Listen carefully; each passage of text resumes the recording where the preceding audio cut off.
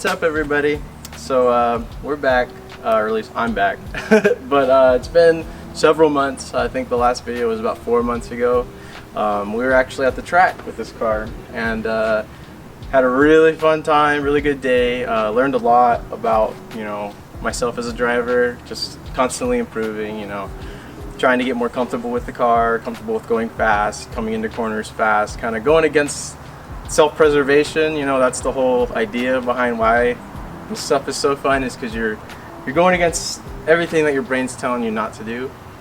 So going fast into a corner at like over 100 miles an hour probably isn't something that most people would want to do or feel comfortable doing. So anyways, we're here, and since then it's just gotten really hot. Summertime in California is pretty brutal, so haven't really been doing much with the car, just kind of starting it, keeping it going. But in the last couple months, unfortunately, this was like a couple weeks ago, I was driving the car and I heard this tink, metal clanky noise come from the transmission area. My clutch was no longer stiff anymore. The top of the pedal was all spongy, so I kept driving it, thinking that maybe it could just be something that goes away. Did not go away. Clutch started to slip. So then I was like, alright, I probably shouldn't drive it. Brought the car back, bled the clutch, still didn't fix it. So today we're going to be starting the process of getting this guy in here. So I currently already have an ACT clutch, but this one is different because it is unsprung. So if you don't know the difference between a sprung and unsprung clutch, we're going to show you today. Like I said, I have this clutch in the car already. I put it in there when I swapped the engine, the built one, into it. And I'm under the impression right now that the pressure plate spring actually had broke. So that's what I'm trying to diagnose today. Kyle just showed up. Sick. He just got back from the racetrack racing his dirt bike. So, but he's probably not gonna help. He's beat, but I'm gonna work on getting this thing in here. It's pretty hot today, so I'm kind of gonna take my time. I told myself I was gonna try to get it out in under 2 hours, but I don't know how I feel about that. It's pretty hot. So I'm gonna start getting this out, getting the new one in, and then we're gonna start the bed-in process. And I'm not gonna show you how to do it because it's hot.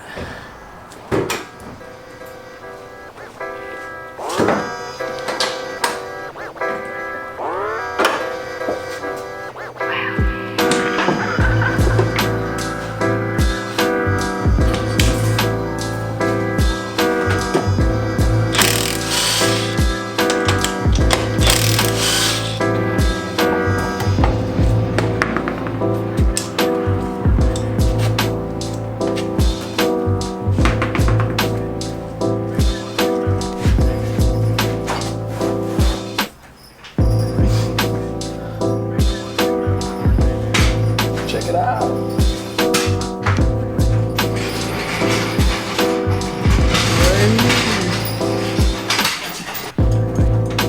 And I can already tell the spring is kind of like not sitting out far. It's supposed to be like sticking out. Something happened, definitely. We're gonna find out. Oh! Should I just go on the floor?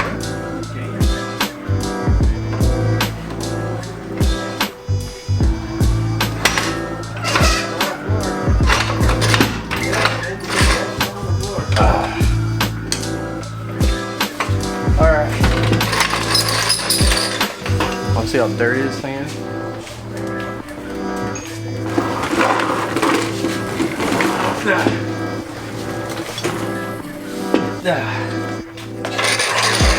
Woo! 100,000 miles! Let's go! Well, the sleeve's good.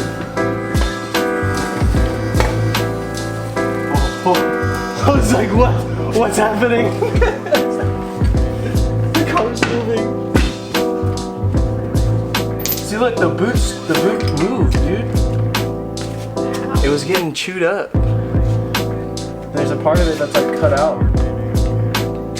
Right here, it's like shaved down. because it was rubbing on the clutch.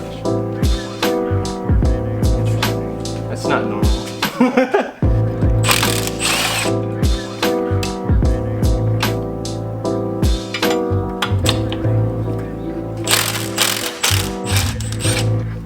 When I was loosening these bolts, it didn't even freaking, the spring didn't even move.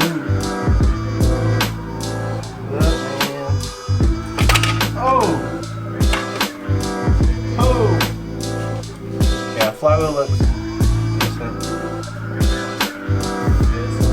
don't know, I'll have to check it out right now. That thing got so fucking hot. God, that's from Yo. that slipped. Yeah, you can That's tell. pretty fucking low. It's pretty done. Yeah. I think it was just time. Toasty.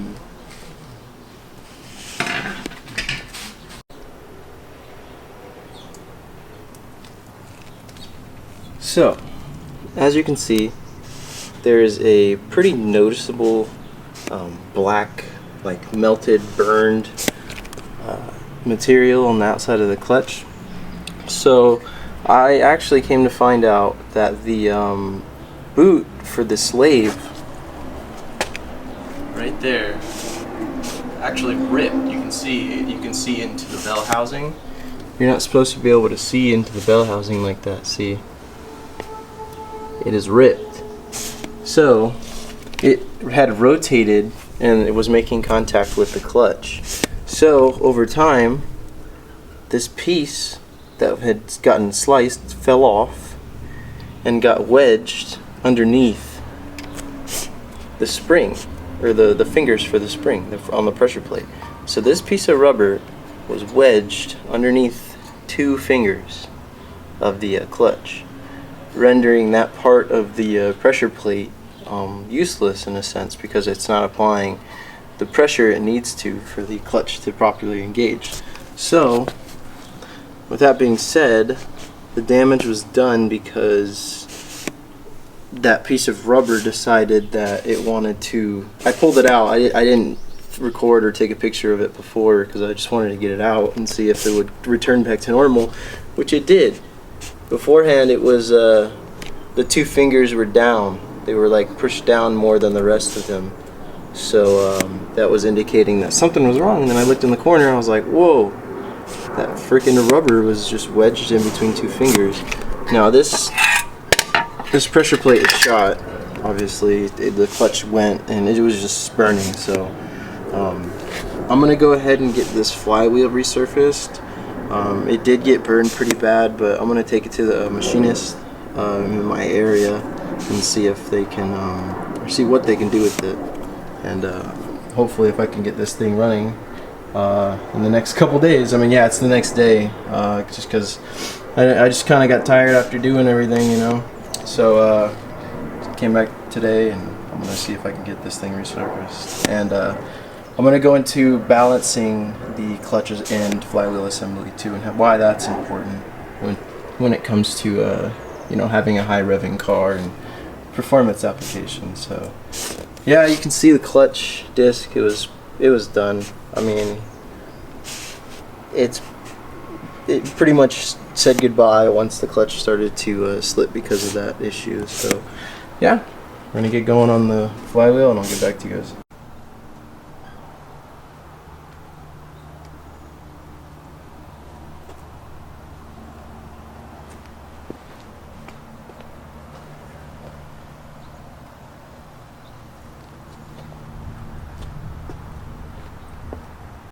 Alright, so it's been a couple days since the last clip, so pretty much I had to, well, I didn't have to do this, but I'd highly recommend this if you're going to be like tracking your car. I would just, you know, recommend this if you're just going to be doing your clutch in general. I mean, it's just a good thing if you have the option to do this.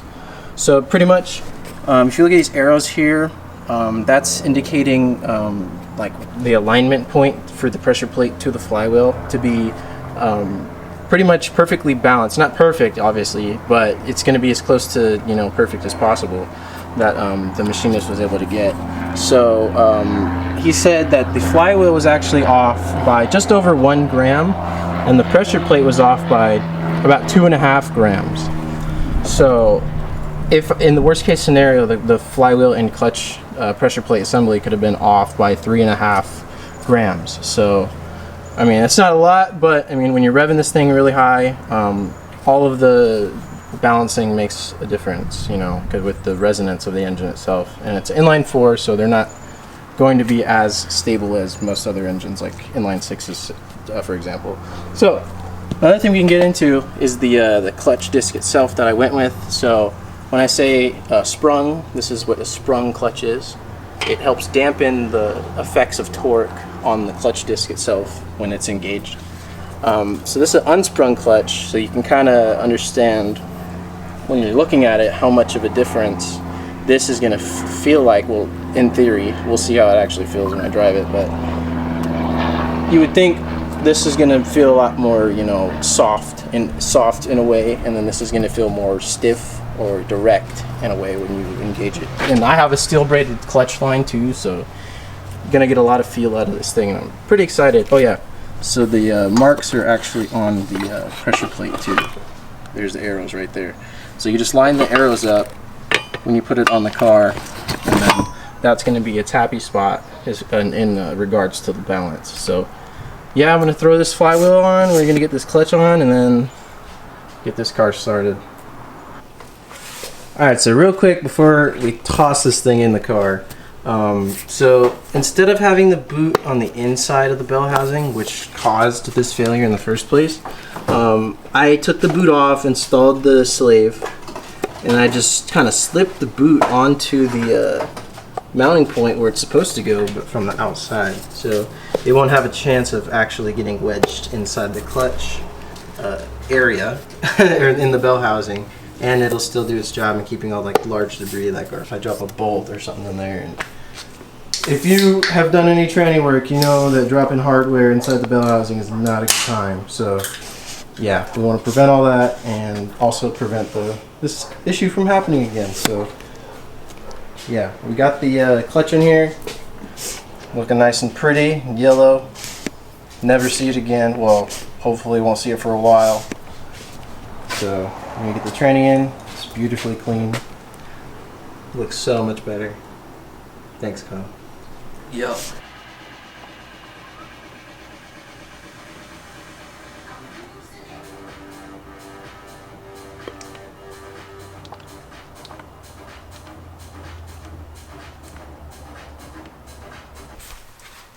Alright, so it's been a little bit since I last filmed, but clutch has actually been really good. And beforehand, I thought I was running into wheel slip issues, but I'm almost like positive it was just my clutch slipping.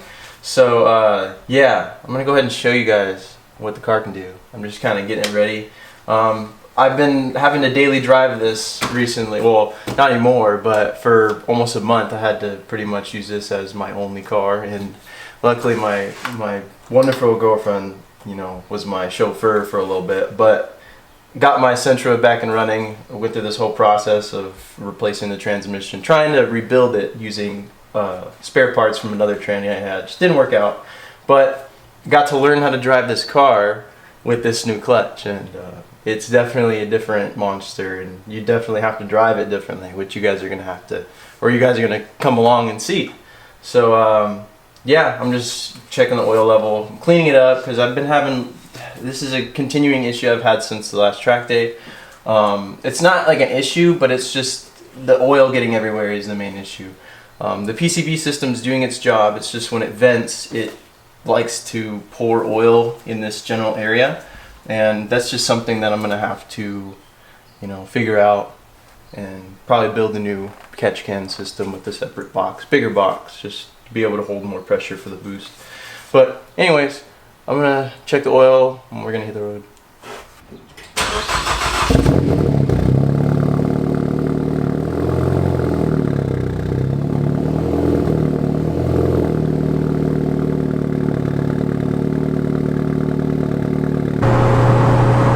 Alright, so now we're on the road.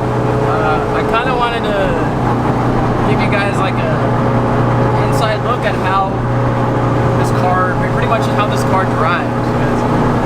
like, it's pretty much completely opposite from what it was when I first bought the car back in 2015. Back then, the stock cars are meant to have super low end torque, super responsive. As soon as you hit the gas pedal, the car does what you want it to do. Now with this thing now, coming from a stop or driving around in the city like we're doing right now, it is a really hard time. Like, you just really struggle just to kind of get going. That's why we're gonna come to a light right now, so hopefully I can show you. When you go to go in first gear, you literally have to floor it. The cams, in the way I have stage 3 ultimate road cams, so the car struggles to idle. So like, let's listen. I actually did a pretty good job, but here's first gear. I'm floored. Second gear, floored. Then it picks up. Third gear, floored. So, as you see, it acts like a big turbo car with a tiny little turbo. Or not tiny, it's a Garrett GX 2867R with a 6.64 AR exhaust housing.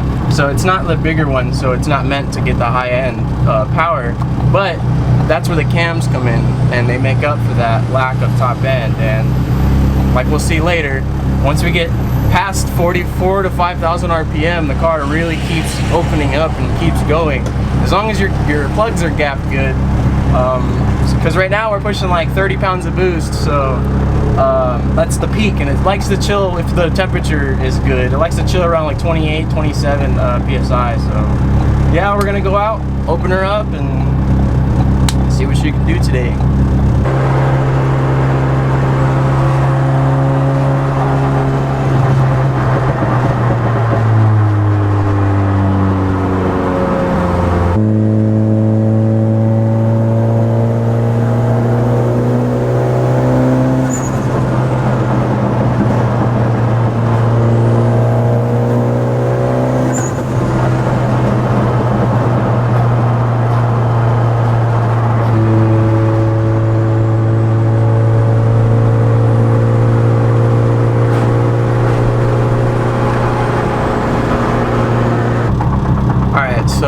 Now that we're stopped here, I'm just gonna kind of let the car cool down. I'm kind of crazy. I don't know why I throw on a sweater, but it's 90 degrees Fahrenheit right now.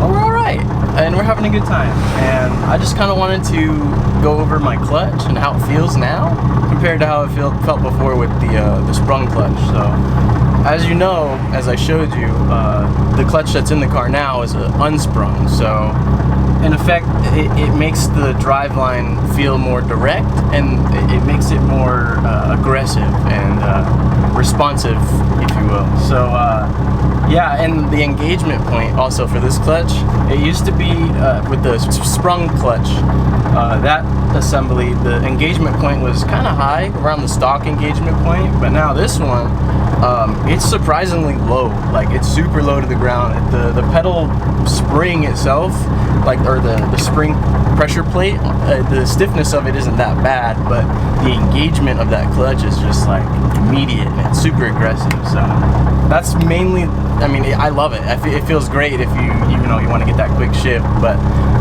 as you'll see right now, I'm gonna have to figure out how I'm gonna maintain boost pressure in between shifts, because my power drops off significantly when I let off the throttle. So I'm just gonna kind of wait for the road to clear, keep my temps going down, and then we're gonna go see what the car can do.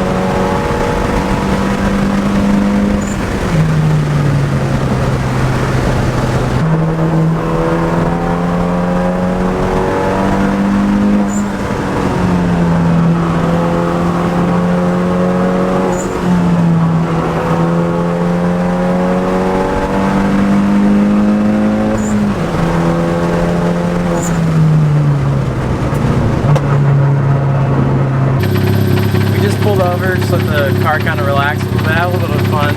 But I don't know if you can hear that squeaky noise, that really high-pitched squeaking. It's like, so if you don't lube your splines for the tranny that goes into the clutch disc, I'm pretty sure that's what's causing that, because I did not grease it when I put it in. I just wanted to throw it in the car. But yeah, back there we're hitting about 12 pounds of boost. We only hit 27 pounds once, and it was kind of breaking up top, so I might need to refresh my plug. But yeah, overall, I mean, obviously I love my car, but you know, it never really disappoints unless, you know, something catastrophic happens, like I lift my head or I crack a head or something like that. But machines can be fixed, and that's what makes this hobby so fun, and, you know, so I guess entertaining in a way. And you never really stop evolving with your car and, you know, tinkering with your car. And I'm just super happy at where the car is at this point. And right now, it's like mid-September, almost the end of September, I should say. And I'm gonna try to start going back into the track with this car. It's just a matter of being able to afford it and being able to get the ride there with like a trailer and someone to tow me out. So still trying to get that part figured out, but until then, we'll just have to keep hitching rides. I mean, it is what it is, but, you know, we're gonna keep having fun with the car. I'm gonna keep, you know, doing my research and developing the car and everything, having fun with it. And I'm not gonna stop making videos. I mean, yeah, it's been a large gap between videos, but I mean, that's just life, you know. But I'm still doing it. I'm gonna keep going and still keep having fun with it. And yeah, I guess probably in the next couple of videos or the next video will be at the track. So really excited to see what this thing can do out there, where we can actually get it in its element and I can actually start testing things, you know, at the limit. So yeah, can't wait.